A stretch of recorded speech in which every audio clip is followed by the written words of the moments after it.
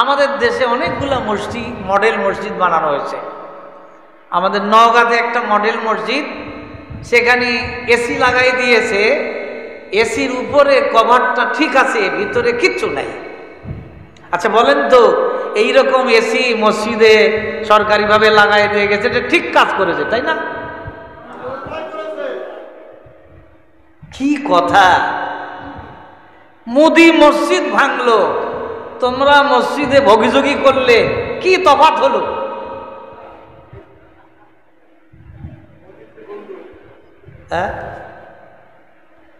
সারা পৃথিবী আজ অশান্তি, গোটা দুনিয়ায় আজ অশান্তি আর অশান্তি, শুধু আমাদের দেশ না। লক্ষ্য করে দেখেন, এই যে বিশেষভাবে হুমকি ধমকি চলতেছে, সেই কি হলো না হলো কাশ্মীরে, এরা বলতেছে যে একেবারে প্রথম ওখান থেকে একবারে কয়েক হাজার মাইল দূরের থেকে বলতেছে ওরা করেছে।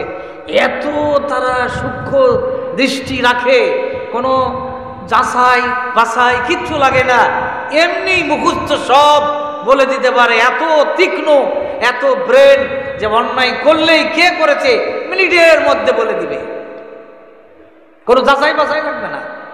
ওরা বলতেছে আন্তর্জাতিকভাবে পাকিস্তানের বিরুদ্ধে দৌড় দিচ্ছ, আন্তর্জাতিকভাবে তোমরা এটা তদন্ত করো, যদি এটা তদন্তে প্রমাণ হয় যা শাস্তি আমরা মাথা পেতে নিব। বলছেন না, তোমরাই করছো, তোমরাই করেছো, যুদ্ধ করা লাগবে তোমাদের সাথে। নাউযুবিল্লাহি মিন যালিক। সারা পৃথিবীতে অশান্তি। এখন এই অশান্তির হাত থেকে আমরা বাঁচতে পারি কিসে? এই কথাগুলি আমি আমার নিজের জন্য যেন আসে, আপনাদের জন্য যেন ফায়দা হয়, এই দুটি কথাই আমি বলার উদ্দেশ্য করে এখানে বসেছি। আল্লাহ তাআলা কবুল করুন, আল্লাহুম্মা আমিন। এখন এইটার জন্য প্রথম শর্ত হলো ঈমান। যার ঈমান যত মজবুত, তার জন্য আল্লাহ পাক দুনিয়া, আখেরাত, কবর, হাসর, মিজান, ফুলসেরাত সব জায়গায় আল্লাহ পাক শান্তির ব্যবস্থা করবেন। সুবহানাল্লাহ। আল্লাযীনা আমানু, আল্লাহ পাক বলেন যারা ঈমান আনলো, ওয়ালাম ইয়ালবিসু ঈমানাহুম বিজুলমিন, আর যারা নিজের ঈমানকে জুলুম থেকে বাঁচালো। জুলুম মানে শিরিক, অন্যায়, গুনাহ। গুনাহ থেকে, শিরিক থেকে ঈমানকে হেফাজত করতে হবে। আমরা যদি শিরিক, ঈমানও আনি, শিরিকও করি, তাহলে এগুলো সব বিনষ্ট। এই ঈমানের তখন দাম থাকবে না। রান্না করলেন সরিষার তেল দিয়া, জিরা মশলা সব দিলেন, আবার মনে করলেন কোনটা কম হলো না হলো, আমি তো পুরোপুরি দিতে পারলাম না, পাশে একটু বালি আছে।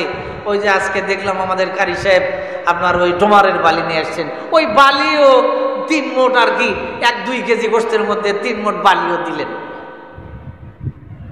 তা আবার মনে করলেন কি হলো না হলো, তেল কি কম হলো না বেশি হলো, আবার মনে করে একটু কেরোসিনের তেলও আবার দিলেন, বাড়িতে কেরোসিনের তেল আছে, বাতিটা দিয়ে জ্বালান লাগে না, এ ছোটাখানি কবিটাও দিয়ে দিই, এত তরকারি খাওয়া যাবে ভালোই। কি বলেন? ঠিক ঈমানের সাথে জুলুম, শিরিক যদি মিশ্রিত করেন, ওই ঈমানের কোনো দাম নাই। আল্লাহ রাব্বুল আলামিন বলেন আল্লাযীনা আমানু ওয়া লাম ইয়ালবিসু ঈমানাহুম বিজুলমিন, যারা ঈমান আনলো আর নিজেকে জুলুম থেকে, ঈমানকে জুলুম থেকে বাঁচালো, উলাইকা লাহুমুল আমনু, এরাই হবে নিরাপত্তা প্রাপ্ত, শান্তি প্রাপ্ত। উলাইকা হুম মুহতাদুন, আর এরাই হবে হেদায়েত প্রাপ্ত। সুবহানাল্লাহ। আমাদের দেশে বিভিন্ন স্থানে শিরিক চলতেছে, আমরা ইমানদারদের মধ্যে দারুণ ভাবে, নাউজুবিল্লাহ। বলবেন কেমন ভাবে? এখনো আমাদের মা বোনদের মধ্যে একটা এইরকম স্বভাব আছে, বিয়ে করলো, বাচ্চা কাচ্চা দেওয়ার মালিক কে? আল্লাহ বলেন আমি বাচ্চা দেওয়ার মালিক আমি, ছেলে দেই, মেয়ে দেই, যাকে ইচ্ছা করি তাকে ছেলে দেই, যাকে ইচ্ছা করি তাকে মেয়ে দেই। যাকে ইচ্ছা করি উভয়টাই দেই, আবার যাকে ইচ্ছা করি কোনোটাই দেই না। এটা কার ইচ্ছা? একমাত্র বিয়ে শাদী করেছে, বাচ্চা কাচ্চা হচ্ছে না। কারণ আমাদের বগুড়া জেলা তো, এটা তো বগুড়া না জয়পুরহাট, বগুড়া। তো এই বগুড়া জেলায় মহাস্থান। আমি বদনাম করতেছি না আল্লাহর ওলির, কিন্তু আমাদের কি একটা ইয়াকিন হয়ে গেছে, যারে বাবা অমুক পাড়ার একটা লোক, তার বাচ্চা হয় না, মাত্র দুটা খাসি কি লাগে নিয়ে গিয়ে ওখানে জবাই করে একেবারে তার বাচ্চা হয়ে গেছে। আস্তাগফিরুল্লাহ। মহাস্থানের বাবার কোনো ক্ষমতা আছে বাচ্চা দিতে পারে? কিন্তু আমাদের মধ্যে এই ধারণাটা আছে না নাই? এরকম ধারণা মহাস্থানীর বাবা বাচ্চা দিতে পারে। কি ধারণা কত বলেন না? কি এটা? শিরিক। এই শিরিক গুনাহ যদি থাকে, আল্লাহতে আর বান্দাতে তালাক হয়ে যায়, সম্পর্ক বিচ্ছিন্ন হয়ে যায়, আল্লাহর সাথে কোনো সম্পর্ক থাকে না, চিরস্থায়ী জাহান্নামী হয়ে যায়, তার সব আমল ঈমান সব বরবাদ হয়ে যায়। আরো অনেক রকমের এইরকম শিরকি আকীদা আমাদের মধ্যে এখনো আছে, নাউজুবিল্লাহ। এইটা থেকে আমাদের মুক্ত হতে হবে। আমরা মাজারে যে যাব, আমরা সেখানে সালাম দিব, দোয়া করব, এতটুকু নিষেধ নাই। আল্লাহ রসুল বলছেন জুরু, তোমরা জিয়ারত করো, কিন্তু এইরকম ধারণা নয় ওইখানে গেলেই আমার বাস আমার একটা বিপদ দূর হয়ে যাবে, আমার বিপদ মুক্ত হয়ে যাবে, আমার বাচ্চা হবে। এরকম ধারণা করা সরাসরি কি বলেন? শিরিক। ঈমানও শেষ, আমলও শেষ। শুধু তাই নয়, আমি গত বছরে এক জায়গায় মাহফিলে গেছি, পাশে একটা কবর, একজন ভোটে দাঁড়াবে, সে নিয়ে যায় 1000 টাকা, না 10,000 টাকার একটা বান্ডিল এরকম কবর মধ্যে দিল ফেলে। আমি বলি আস্তাগফিরুল্লাহ, আস্তাগফিরুল্লাহ। কেন ওখানে দিছে? তার ইয়াকিন যা বাবার অনেক ক্ষমতা, নাউজুবিল্লাহ মিন যালিক। কোন মানুষ যদি মারা যায় তার ক্ষমতা থাকে? নবীজি বলেন ইজা মাতাল ইনসান ইনকাতা আনহু আমালুহু। কোন মানুষ যদি মারা যায়, সে ওলি হোক, আবদাল হোক, গস হোক, কুতি হোক, কুতুব হোক, এমনকি নবী রাসূল হোক, তাদের সমস্ত আমল বন্ধ হয়। ভালো করতে পারে না, মন্দ করতে পারে না। একমাত্র ভালো মন্দ করানোর মালিক ক্ষমতা কে রাখেন? আল্লাহ রাখেন। এরকম করে 10,000 টাকার একটা বান্ডি ফেলে দিল, যাই হোক ওখান থেকে আর আবার মাদ্রাসা নিয়ে নিল। তাই বললাম যে এই ধরনের আকীদা তো একেবারে খারাপ। বলছে যে না, বিরাট ক্ষমতা আছে। ক্ষমতা যত থাক, মারা যাওয়ার পরে আর ক্ষমতা নবী বলেন থাকে না। ভালোও করতে পারে না, মন্দও করতে পারে না। আর বাচ্চা কাচ্চা দেওয়া, সম্মান দেওয়া, ইজ্জত দেওয়া, এই ক্ষমতা কি কোনো দুনিয়ার মানুষের হাতে? কার হাতে বলে? আমরা আজ থেকে বিশ্বাস করব আমাদেরকে সম্মান দিতে পারে, আমাদের ইজ্জত দিতে পারে, আমাদেরকে বেইজ্জতি করতে পারে। কে পারে? একমাত্র আল্লাহ পারেন না, কোনো মানুষ পারে? এরকম ধারণা করা শিরিক। এই শিরিক থেকে আমাদের বাঁচতে হবে। যা হোক, যে কথা বলছিলাম, কবিরা গুনাহ সমূহ থেকে যদি আমরা নিজেদেরকে, আল্লাহ বলেন যে তোমরা যদি বিরত থাকতে পারো যেগুলি কবিরা গুনাহ, সেগুলোর থেকে যেগুলি নিষিদ্ধ, নুকাফির আনকুম সাইয়্যাতিকুম, আল্লাহ বলেন আমি তোমাদের কাফফারা করব, তোমাদের ছোট ছোট যে সমস্ত সগীরা গুনাহ এগুলি এমনি এমনি মাফ হবে। ওয়া নুদখিলকুম, এবং আমি আল্লাহ তোমাদেরকে ঢুকাইয়া দিব কোথায়?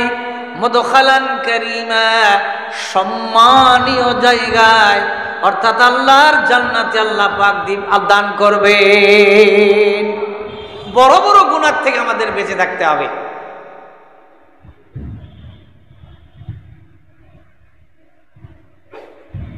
মানুষের জীবনে যদি গুনাহ হয়েই যায়, হতেই পারে, তাহলে কি করবেন? আল্লাহর হাবিব সাল্লাল্লাহু আলাইহি ওয়াসাল্লাম বলেন কুল্লু বনি আদম খাত্তাউন, প্রত্যেক আদম সন্তানই গুনাহগার। খাইরিল খাত্তাউনাত তাওয়াবুন, আর সর্বোত্তম গুনাহগার হলো ওই লোক গুনাহ করার পরে যে তওবা করে। সুবহানাল্লাহ, সুবহানাল্লাহ, তওবা করে।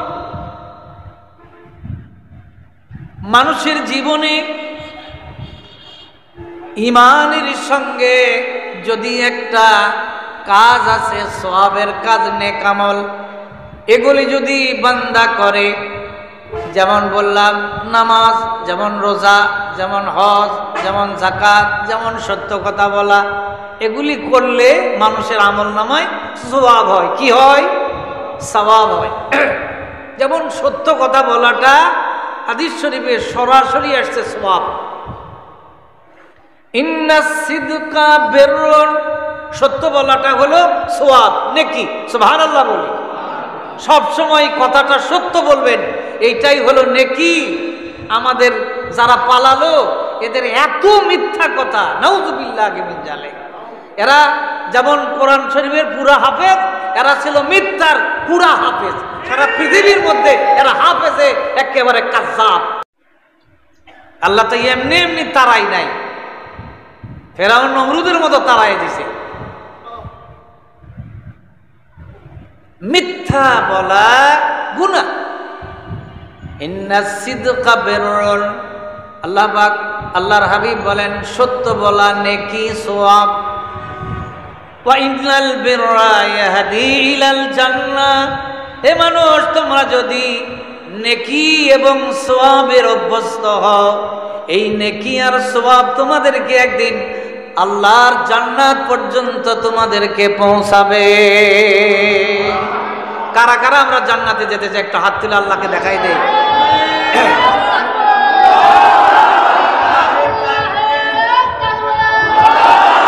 আল্লাহু আকবার, আল্লাহু আকবার। নামার হাত।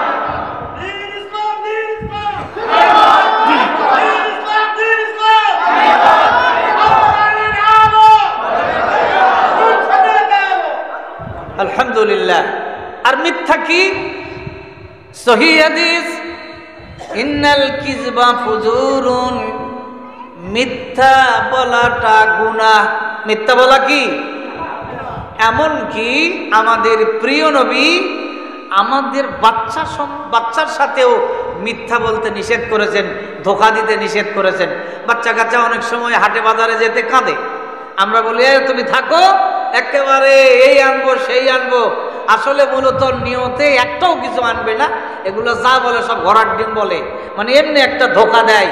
নবীজি এটাও নিষেধ করেছেন, তোমার বাচ্চাকেও তুমি ধোঁকা দিতে পারবে না, যা আনতে পারবে তাই বলবে, যেটা আনতে পারবে না সেটা বলবে না। আমরা এই অভ্যাসটাও করে নিব, ঠিক না বেটি? আমরা কারোর সাথেই ধোঁকাবাজি করব না ইনশাআল্লাহ। নবীজি বলেন ইন্নাল কিযবা ফুজুরুন, মিথ্যা বলাটা পাপ। ওয়া ইন্নাল ফুজুরা ইয়াহদি ইলান নার, ও মানুষ তুমি মিথ্যাই গুনাহে অভ্যস্ত হইও না। গুনাহে যদি তুমি অভ্যস্ত হও, এই গুনাহ একদিন তোমাকে জাহান্নাম পর্যন্ত পৌঁছায়া দিবে। অনেকেই বলে জাহান্নামে গেলে কি হবে? নাউযুবিল্লাহ, কি হবে? আল্লাহু আকবার। দুনিয়ার আগুন আর জাহান্নামের আগুন এক। হাজার হাজার বছর জ্বালানোর পরে আগুনের এক রং, আবার আরেক হাজার আরেক রং, আরেক হাজার বছর আরেক রং, একেবারে কালো হয়ে গেছে। আগে সাদা, তারপরে লাল, তারপরে কালো, একেবারে সেই আগুন এত পাওয়ারফুল। নবীজি বলেন দুনিয়ার আগুন হাতে লাগলে কি জ্বলবে বলেন তো? কি জ্বলবে? হাতেই জ্বলবে। পায়ে যদি আগুন লাগে আপনার কি মাথা পুড়বে? পাই পুড়বে।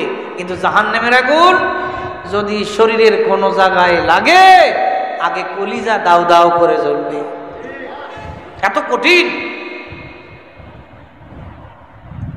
নবীজি কবরের আযাব থেকে, এমনি আযাব থেকে, মা আয়েশার থেকে সহিহ হাদিস আসছে, বুখারী মুসলিমের হাদিসে আসছে, তিরমিজির হাদিসে আসছে, আল্লাহর হাবিব সাল্লাল্লাহু আলাইহি ওয়াসাল্লাম নামাজের পরে আযাবে কবর থেকে, অন্যান্য আযাব থেকে আল্লাহ তাআলা রাসূল পরিত্রাণ চাচ্ছেন। আল্লাহুম্মা ইন্নী আউযু বিকা মিন আযাবিল কবর, আল্লাহ আমাকে কবরের আযাব থেকে বাঁচাও। এমনি আযাব থেকে বাঁচাও, জাহান্নামের আযাব থেকে বাঁচাও। আল্লাহর হাবিব সাল্লাল্লাহু আলাইহি ওয়াসাল্লাম তিনি বলতেন আযাব থেকে বাঁচাও। আর আমরা যদি মিথ্যায় অভ্যস্ত হই, গুনার কাজে অভ্যস্ত হই, নবীজি বলেন এই গুনাহ একদিন মানুষকে জাহান্নামে পৌঁছাবে, তাহলে তো আমি আমার ঠিকানা আমি নিজেই করে নিলাম। কি বলেন? এজন্য আমরা গুনাহ থেকে পরহেজ করব। গুনাহ যদি হয়ে যায় তে দুইটা জিনিস, একটার নাম তওবা আর একটার নাম ইস্তেগফার। তাবা ইয়াতুবু তওবা। তওবা শব্দের অর্থ হলো ফিরে আসা। আমি গুনাহ করতেছি আর করব না, ফিরে আসলাম। তওবা হয় কি, আমি ভবিষ্যতে আমি অতীতে যে গুনাহগুলি করতাম এই গুনাহগুলো আর সামনেতে করব না। আল্লাহর কাছে একটা ওয়াদা দিলাম যে আল্লাহ, আমার মিথ্যা বলার অভ্যাস ছিল, ফজরের নামাজে যেতে পারতাম না, যেতাম না, আল্লাহ এগুলো আমি বাদ দিলাম। সামনের থেকে আমি এই গুনার কাজগুলি বাদ দিয়ে নেকির কাজগুলি করব, তোমার কাছে ওয়াদা দিলাম। এটার নাম হলো তওবা, গুনাহ থেকে ফিরে আসা। ইস্তেগফার অর্থ হলো আল্লাহর কাছে মাফ চাওয়া। অতীতে আমি একটা দল করেছি, ভুল করেছি, কারণ আল্লাহ বলেন ওয়াকুনু মা'আস সাদিকিন, বান্দা তুমি ভালো মানুষের সাথী হও। আমি খারাপ মানুষের সাথী হয়েছিলাম, চলবে? চলবে না। তওবা করে ফিরে আসতে হবে, তাছাড়া বুদ্ধি নাই।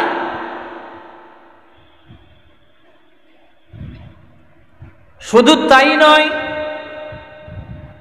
একমাত্র নবী রাসূল ব্যতীত পৃথিবীতে আমি আপনি, এমনকি ওলি আবদাল যারা দাবি করে, এমনকি মুফাসসির মুহাদ্দিস যারা, এমনকি যারা পৃথিবীতে অন্য যাই ছিলেন, কেউ বলতে পারবেন না যে আমার জীবনে গুনাহ নাই। একমাত্র নবী রাসূল, তাদের জীবনে কোনো গুনাহ নাই, তারা মাসুম। বলি সুবহানাল্লাহ। নবীদের কোনো গুনাহ নাই। আর সাহাবায়ে কেরাম, তাদের গুনাহ থাকলেও সমস্ত সাহাবায়ে কেরামের গুনাহ মাফ করে দিয়েছেন কে? আল্লাহ। আল্লাহ বলেন রাদিয়াল্লাহু আনহুম ওয়া রাদু আনহু। ও নবী, তোমার সাহাবীরা আমার প্রতি রাজি, আর আমি আল্লাহ তোমার সাহাবীদের প্রতি রাজি হয়ে গেলাম। এজন্য সাহাবারাও ওইভাবে নিষ্পাপ, তাদের গুনাহ ছিল, মাফ করে দিয়েছেন কে? জামাইকে বিয়ে দিয়েছেন একটাই মেয়ে, তো সব দিয়ে দিয়েছেন অর্ধেক অর্ধেক। জামাইকে অর্ধেক দিয়েছেন, মেয়েকে অর্ধেক দিয়েছেন। আপনার 100 বিঘা জমি, জামাইকে আপনার এখন ফকির, কত বিঘা জমির মালিক হলো? হ্যাঁ, তো 50 বিঘা, মেয়েকে 50, জামাইকে 50। তাহলে কি আর এই 50 বিঘা জমি যদি এলাকায় থাকে, তাকে আপনি গরিব বলবেন? হ্যাঁ, তো সাহাবায়ে কেরামদেরকে আল্লাহ মাফ করে দিয়েছেন। এগুলি আমাদের ধরার কিছু নাই। এক শ্রেণীর লোক সমাজে আমাদের আছে, বড় ভয়ঙ্কর। এরা ইসলামের নাম দিয়ে মানুষদেরকে ইসলামচ্যুত করার পাইতারা করতেছে। আমাদেরকে অবশ্যই সাবধান থাকতে হবে। সাহাবায়ে কেরাম সহিহ হাদিস বলেছেন, ওরা বলে না এগুলা বিশ্বাস করা যায় না। আমরা কোরআন মানব, কোরআন থেকেই যা সিদ্ধান্ত নিব। আরে বাবা, কোরআন থেকে সিদ্ধান্ত নাও। তুমি কোরআন বুঝে এত বড় সিদ্ধান্ত নেওয়ার যোগ্য হয়ে গেলে, আর আল্লাহর নবীর কাছে কোরআন নাজিল হলো, উনি জীবন্ত কোরআন।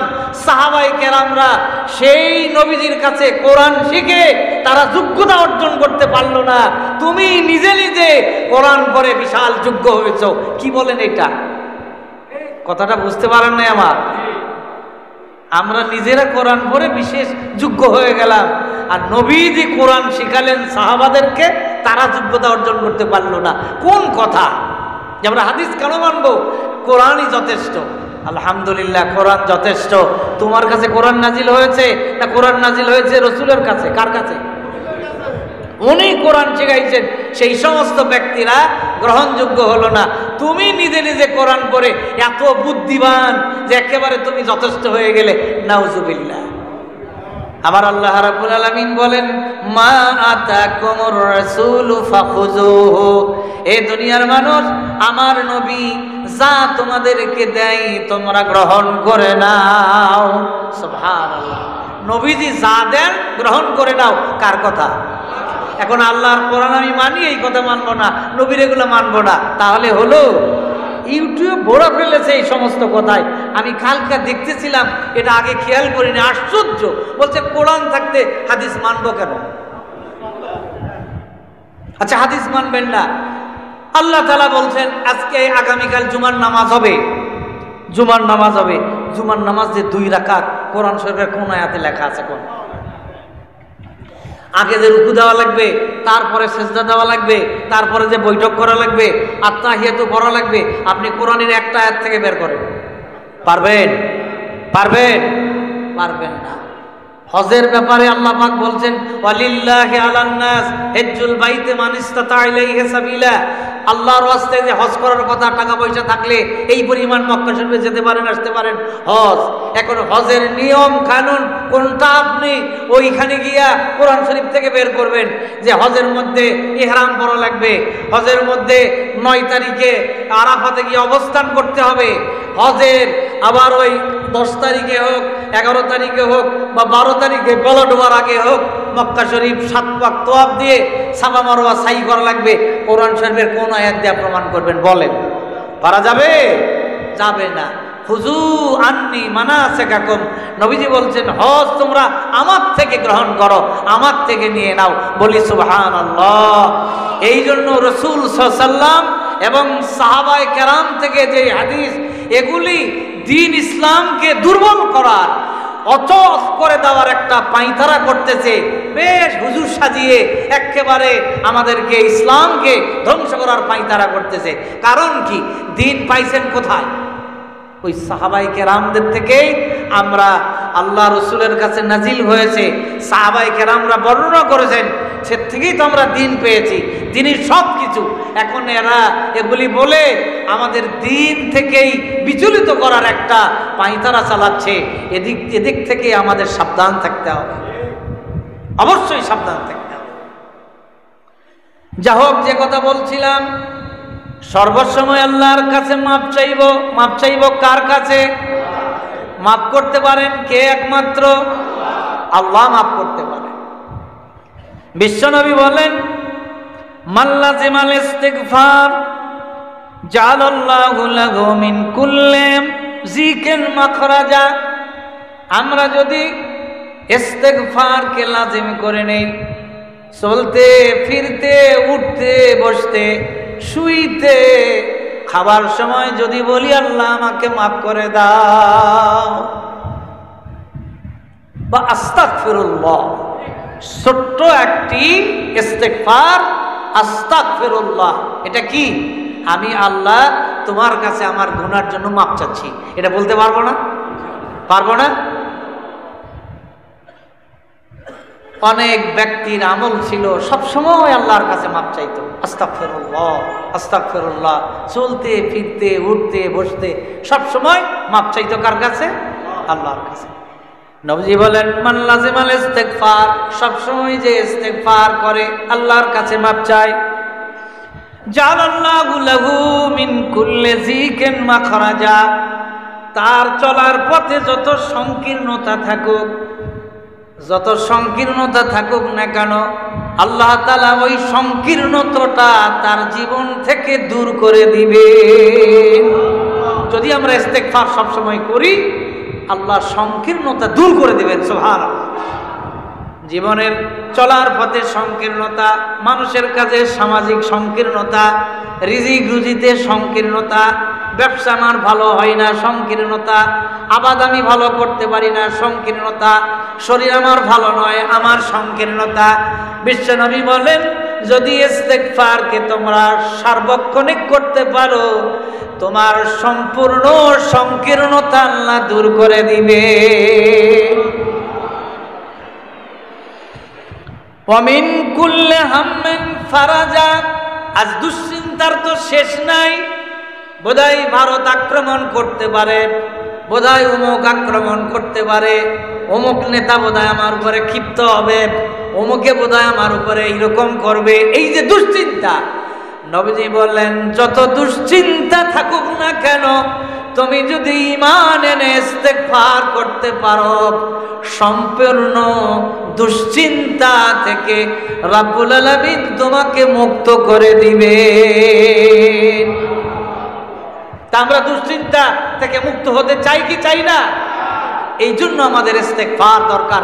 এই সময়ে কিছু কিছু আমল দরকার, সেই কথাগুলি আমি বিক্ষিপ্তভাবে বলতেছি। আল্লাহ যেন আমি সহ সকলকে তৌফিক দেয়, বলেন আমিন। ওয়ারাযাকাহু মিন হাইসু লা ইয়াহতাসিব। নবীজি শেষ কথা বলেন, তোমার রিজিকের সংকীর্ণতা, রিজিক রুজিতে তোমার অভাব, এই অভাবটা আল্লাহ পাক এমন ভাবে দূর করবেন তুমি চিন্তা কল্পনা করতে পারবে না। আল্লাহ পাক তোমাকে সুন্দর রিজিকের ব্যবস্থা করে দিবেন যদি তুমি ইস্তেগফারকে লাজিম করে নিতে পারো, সব সময় যদি ইস্তেগফার করতে পারো। সুবহানাল্লাহ, সুবহানাল্লাহ। একজন ব্যক্তি, তার জীবনের ইতিহাস লেখা হয়েছে এরকম, সে সারা রাত সারা দিন রুটি বানাতো, রাতের বেলায় রুটি বানাতো, দিনের বেলা কিছুক্ষণ ঘুমাতো, আবার বিকাল থেকে, অনেকে দোকান করে না, বিকাল থেকে রুটি দোকান করে রাত পর্যন্ত, সকাল থেকে ঘুমায়, তো রুটির দোকান করতো। আর সব সময় বলতো আস্তাগফিরুল্লাহ, রুটির ঠেলা দিতেও আস্তাগফিরুল্লাহ, বেলানে দিক নিয়ে আসতেও আস্তাগফিরুল্লাহ, রুটি হয়ে গেলে আগুন দিত আস্তাগফিরুল্লাহ, তারপরে উল্টা তো আস্তাগফিরুল্লাহ, এই আস্তাগফিরুল্লাহ, সব সময় আস্তাগফিরুল্লাহ। আস্তাগফিরুল্লাহর অর্থ কি বলেন তো?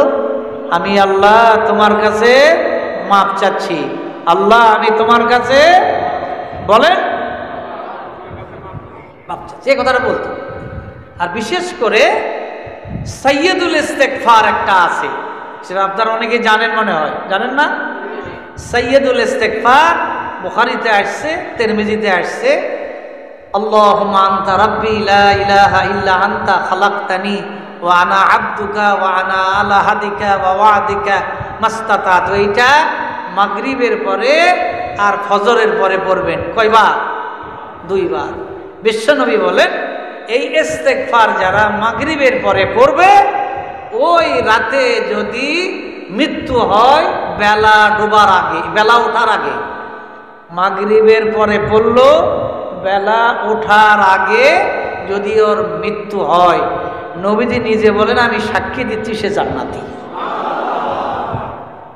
সাইয়্যিদুল ইস্তেগফার, এটা মুখস্থ করে নেবেন। আজকে আমাদের হুজুরের কাছে বই আছে, আমারও লেখা বই আছে, কিছু আনি নাই, তো ওইখানে এই সাইয়্যিদুল ইস্তেগফার আছে, এটা আপনারা দেখে নেবেন। কখন কখন পড়বেন বলেন তো? মাগরিবের পরে, ফজরের পরে পড়বেন তো ইনশাআল্লাহ? বলেন ইনশাআল্লাহ। নবীজি বলেন যারা ফজরের নামাজের পরে পড়বে, আর ওই লোকটি যদি বেলা ডোবার আগে মারা যায়, তার মানে দিনের বেলায় মারা যায়, আমি নবী সাক্ষ্য দিচ্ছি ফাহুয়া আহলুল জান্নাহ, সে অবশ্যই জান্নাতের অধিবাসী হবে। আল্লাহ আমাদেরকে তৌফিক দেয় এটা। তো যা হোক, যে কথা বলছিলাম, ওই রুটিওয়ালা আস্তাগফিরুল্লাহ আস্তাগফিরুল্লাহ বলতো, যত চিন্তা ভাবনা সব দূর হয়ে গেছে তার, যত রকমের সংকীর্ণতা দূর হয়ে গেছে তার, যত রকমের ফরিয়াদ আল্লাহর কাছে করতো সব কবুল হয়ে গেছে তার। বৎসর খানেক হয়, একটা বিষয়ে তার দোয়া, আল্লাহ এই যুগে একজন বড় ইমাম, সকল ইমামের শেষ ইমাম ছিল ইমাম আহমদ ইবনে হাম্বল, 4 ইমামের এক ইমাম আহমদ ইবনে হাম্বল। উনি বলতেন, আল্লাহ ওই ইমাম আহমদ ইবনে হাম্বলের সঙ্গে আমার একটু দেখা দরকার, আমি ওই ইমামকে দেখতে চাই, আমাকে দেখা করায় দাও। রুটির দোকান করে বেচারা, বিকাল থেকে সারা রাত যাবে কোথায়? আল্লাহর কি ইচ্ছা, কিতাবে লেখে ইমাম আহমদ ইবনে হাম্বল একদিন পার্শ্বে একটা মসজিদে আসছে, খুব ঠান্ডা, তো ঠান্ডা খুব, উনি করছেন কি, ওই ঠান্ডার চোটে মসজিদে থাকতে না পেরে এই রুটিওয়ালা বলছে, ভাই তোমার রুটির এই আগুনের চুলার কাছে আমি একটু কিছুক্ষণ থাকতে চাই, একটু গরম নিতে চাই, ইস্তেফাদা নিতে চাই, গরম নিতে চাই, তুমি কি একটু আমার জন্য রাজি হবে? আলহামদুলিল্লাহ, হন এখানে থাকেন। তো দেখে যে রুটি দেয় আস্তাগফিরুল্লাহ, রুটি আগুনে দেয় আস্তাগফিরুল্লাহ, আবার আটা দেয় আস্তাগফিরুল্লাহ, আবার বেলান দিয়ে ঠেলা দেয় আস্তাগফিরুল্লাহ। হতে হতে ইমাম আহমদ ইবনে হাম্বল বলছে, বাবা তুমি এত আস্তাগফিরুল্লাহ কও, তো তোমার কি ফায়দা হবে? কই আমার সব ফায়দা হয়, খালি একটা বাদে। কি? বলে আমার রিজিকে আল্লাহ তাআলা বড় কোষাদা দিয়ে দিয়েছেন, সংকীর্ণতা নাই, অভাব নাই আমার। আমি যে কোনো বিপদে পড়ি, আমার এই জন্য এর দ্বারা আল্লাহ বিপদ দূর করে দেয়। আমি যা দোয়া করি আল্লাহর কাছে, সব দোয়া আল্লাহ আমার কবুল করে। কিন্তু 1 বছর হয়ে গেল, একটা দোয়া কবুল হচ্ছে না। এই যুগের যিনি একজন ইমাম আছে, ইমাম আহমদ ইবনে হাম্বল, আমি বলতেছি আল্লাহ ওই ইমাম আহমদ ইবনে হাম্বলের সঙ্গে একটু দেখা করাই দাও, আল্লাহ এটা এখনো কবুল করেনি। কথাটা বুঝলেন? ইমাম আহমদ ইবনে হাম্বল নিজেকে আর ঠিক রাখতে পারেন নাই, হাউমা করে কেঁদে দিয়েছেন। কেঁদে দিয়ে বলছেন, বাবারে ও রুটিওয়ালা, ও ইস্তেগফার পড়নেওয়ালা, শোনো শোনো, আমি আহমদ ইবনে হাম্বল, আমি ইমাম আহমদ ইবনে হাম্বল, তোমার দোয়া এটাও আল্লাহ কবুল করেছেন। তোমার দোকানের সামনে তুমি যে রুটি ভাজো, এই আগুনের সামনে আমি আহমদ ইবনে হাম্বল হাজির হয়ে গেছি। এজন্য আমরা বেশি বেশি ইস্তেগফার পড়ব কি পড়ব না? ইনশাআল্লাহ পড়ব। এতে ফায়দা আছে, লাভ আছে। আল্লাহ পাক আমাদেরকে কবুল করেন, বলেন আমিন। আল্লাহর বান্দা যদি তওবা করি, ইস্তেগফার করি, লাভ কি হবে? আল্লাহর বান্দা লাভ অনেক আছে, তার মধ্যে একটা লাভ, এই পৃথিবীতে আল্লাহর হাবিবের সাহাবী এবং আল্লাহর হাবিবের জামাতা হযরতে আলী রাদিয়াল্লাহু তাআলা আনহু তার পবিত্র জবানে বর্ণনা করেন, আল্লাহ রাব্বুল আলামিন পৃথিবীতে একটা জিনিস দিয়েছিলেন আল্লাহ পাকের পক্ষ থেকে। আল্লাহ সেই জিনিসটি আর পৃথিবীতে নাই, ওই কারণে আল্লাহ পাক গজব দেন না। তিনি হলেন আমার রাসূল, আমার নবী মুহাম্মদুর রাসূলুল্লাহ সাল্লাল্লাহু আলাইহি ওয়াসাল্লাম। যতদিন পৃথিবীতে ছিলেন, এইখানে কোনদিন তার কারণে আল্লাহ পাক গজব দেন নাই। বলি সুবহানাল্লাহ। নবীর কারণেই গজব হয় নাই, কারণ নবী হলো রহমতের নবী। বলি সুবহানাল্লাহ। আর একটা কি, আল্লাহর হাবিব বলেছেন, মানুষ যদি ইস্তেগফার করে তাহলে আল্লাহ তাআলার গজব থেকে বান্দা বাঁচতে পারে। বলি সুবহানাল্লাহ। আল্লাহ পাক সূরা আনফালের মধ্যে সেই কথা বলেন, মা ওয়া মা কানাল্লাহু লিউআযযিবাহুম ওয়া আনতা ফীহিম ওয়া মা কানাল্লাহু লিউআযযিবাহুম। ও নবী, আপনার এই উম্মতদেরকে আল্লাহ পাক কোনো গজব দিবেন না, আযাব দিবেন না, শাস্তি দিবেন না। ওয়া আনতা ফীহিম, যতদিন আপনি তাদের মাঝে বিদ্যমান, যতদিন আপনি আছেন, এই কারণেই আপনার উম্মতের উপরে কোনো গজব দিবেন না। কে? আল্লাহ। ওয়ামা কানাল্লাহু মুআযযিবাহুম, আর আল্লাহ তাআলা শাস্তি দিবেন না আপনার উম্মতকে। ওয়া হুম ইস্তাগফিরুন, যদি আপনার উম্মতেরা গুনাহ করার পরে ইস্তেগফার করে মাপ চায় আমার কাছে। কার কাছে মাপ চায়? আল্লাহর কাছে। এই জন্য আমরা আল্লাহর কাছে মাপ চাইব। কার কাছে মাপ চাইব? আল্লাহর কাছে। অতীতের গুনার জন্য আল্লাহর কাছে মাপ চাইব, আল্লাহ আমাদেরকে মাফ করে দাও। হাদিস শরীফে আসছে মাপ 3টা জিনিস। একটা হলো খাঁটিভাবে তওবা করে ফিরে আসতে হবে, অঙ্গীকার করতে হবে যা গুনাহ করতাম আর করব না, যেটাই থাকুক, যেই গুনাহই থাকুক, এই গুনাহ আর করব না, একটা অঙ্গীকার। আর ইখলাসের সঙ্গে আল্লাহর কাছে সেটা একাগ্র চিত্তে চাইতে হবে যে আল্লাহ, খুব কাকুতি মিনতির সঙ্গে আল্লাহর কাছে চাইতে হবে যে আল্লাহ, আমি গুনাহ করেছি, আমাকে মাফ করে দাও। আর 3 নম্বর ওয়াদা দিতে হবে ভবিষ্যতে এমন কোন গুনার কাজে আর সামনে পা বাড়াবো না। আল্লাহ পাক বলেন ফাতাবা আলাইহি, এই রকম যদি তওবা সে করে তার গুনাহ রব্বুল আলামিন maaf করে দিবে। যে কোনো গুনাহ হোক না কেন maaf করে দিবেন। সহিহ বুখারীতে আসছে বনী ইসরাইলের একটা লোক ছিল, সে 99টা খুন করেছে। করার পরে এক আল্লাহওয়ালার কাছে যে বলছে আমি তো এত অপরাধ করেছি, আমার কি মাপ আছে? শোনার পরে সে আল্লাহওয়ালা বলছে এত খুন করেছো, তোমার মাপ হবে? তা মনে মনে চিন্তা করলো মাপ যদি হবেই না যখন, তো আর 99 থেকে কি 100টাই পুরাই ওকে মারি দিছে। কি করেছে? ওকে মেরে দিছে। যাওয়ার পরে খুব অনুতপ্ত যে আল্লাহ, গুনাহ একটু কম ছিল আর তো বেশি হলো। একজনকে বলছে ভাই আমার কোনো মাপ আছে? বলছে অমুক জায়গায় একটা লোক আছে, সে হয়তোবা তোমার একটা তার সোহবত ভালো মানুষের সোহবত নেওয়া, ওখানে গেলে হতে পারে, ওখানে রাস্তা নিয়েছে। হাদিস শরীফে আসছে বুখারীতে, মাঝ পথে গেছে, আজরাইল হাজির, জান কবজ করবে।